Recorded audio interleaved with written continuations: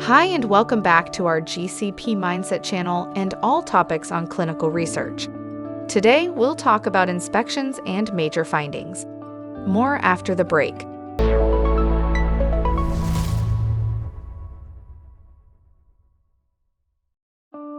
Last time we spoke about critical findings. This time we go more into detail on major findings.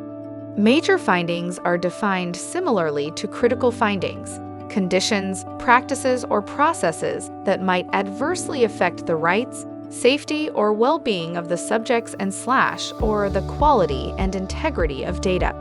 The difference in this definition consists in the use of the term might.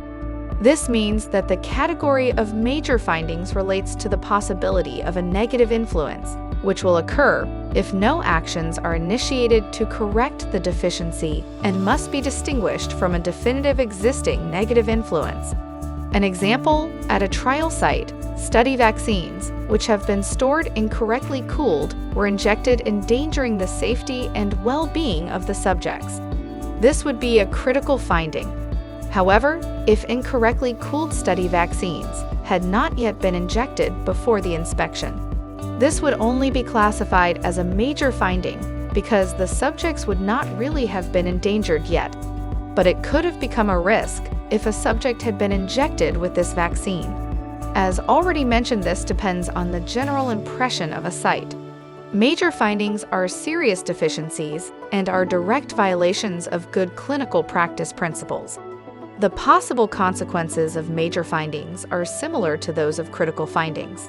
Data may be rejected and/or legal action required here as well. Findings classified as major may include a pattern of deviations and/or numerous minor findings. For example, it would also be a major finding if a subject or an investigator did not date the informed consent form, but the process had been recorded as correct in the source data, which reflects the correct informed consent process. Even if source data had partly not been documented, this would still be a major finding during an inspection. If source data had not been documented at all, this would be a critical finding because an inspector would assume that the subject had been enrolled into the study before the informed consent form was signed by the subject.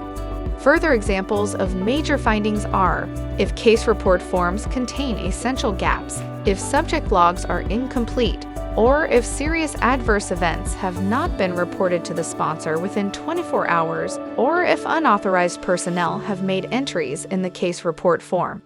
However, in practice, delayed notifications of serious adverse events are usually not rated as major findings but as critical findings by inspectors. So much about major findings. We will look into more details in inspections in future videos, so stay tuned. We hope that we could give you some interesting information and look forward to see you next time. Goodbye.